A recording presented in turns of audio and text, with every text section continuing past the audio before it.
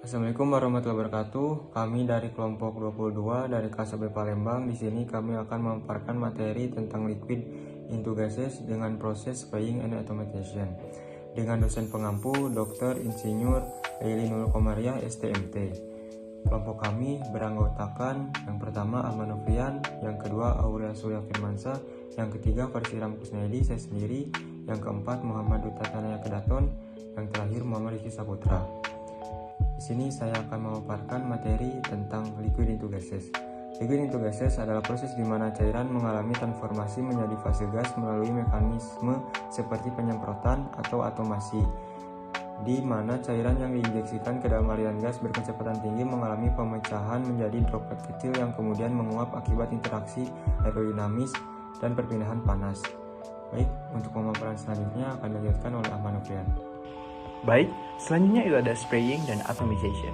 Sebelumnya, apa itu spraying? Spraying atau penyemprotan merupakan proses transformasi cairan menjadi semprotan atau dispersion partikel kecil dalam suatu atmosfer gas.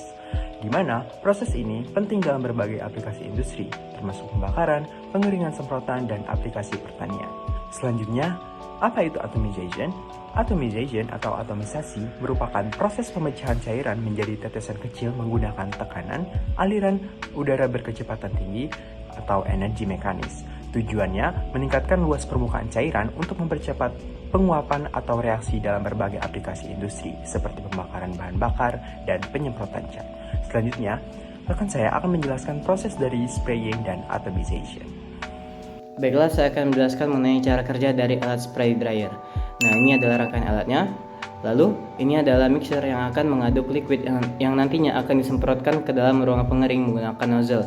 Nah, nozzle ini digunakan untuk menciptakan tetesan kecil waktu liquidnya akan disemprotkan ke dalam ruangan pengering. Selanjutnya, pada saat dilakukan penyemprotan akan dialirkan berupa udara panas yang dimana ini akan mengeringkan cairan yang disemprotkan melalui nozzle tadi.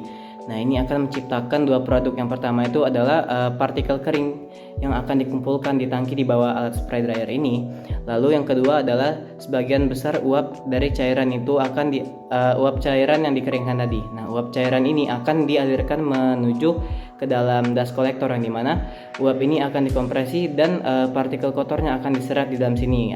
Ini bertujuan untuk mengurangi partikel kotor dan menciptakan gas buang yang baik untuk dikeluarkan dan dilepas di lingkungan sekitar. Untuk proses atomisasi itu sendiri adalah proses pemecahan cairan menjadi partikel kecil sebelum berubah menjadi gas. Dalam video yang kami paparkan, proses tersebut terjadi melalui beberapa tahap. Pertama, cairan disemprotkan melalui nozzle atau celah sempit yang bertekanan tinggi, sehingga membentuk aliran yang mulai terpecah atau terfragmentasi karena adanya gaya gesek dengan udara. Selanjutnya, aliran dari cairan itu akan berubah menjadi tetesan kecil atau yang dinamakan dengan droplet, yang kemudian semakin mengecil karena fragmentasi lebih lanjut. Setelah terbentuk kabut halus atau partikel kecil tadi, luas permukaan cairan akan meningkat secara signifikan dan mempercepat proses penguapan. Akibatnya, cairan berubah menjadi fase gas secara lebih cepat. Di sini saya akan menjabarkan sedikit tentang contoh perhitungan dari kelompok kami, di mana soalnya akan saya tampilkan di layar. Nah, yang pertama-tama untuk diketahuinya sendiri ada diameter dari soal itu sendiri. Yang pertama ada diameternya itu yaitu 0,007 meter. Kemudian ada luas penampangnya. Di sini didapat luas penampangnya sebesar 0,00385 meter kuadrat. Kemudian ada densitasnya. Densitasnya itu sendiri ada 1000 kg per meter kubik. Kemudian ada volume. Di sini dikonversikan menjadi meter kubik dari 1,5 liter menjadi 0,0015 meter kubik. Kemudian ada waktunya sendiri. Di sini 1 menit dikonversikan menjadi 60 detik. Kemudian yang ditanya dari soal ini adalah kecepatan semprotan atau velocity spray, dan ada laju alir cair atau flow rate-nya.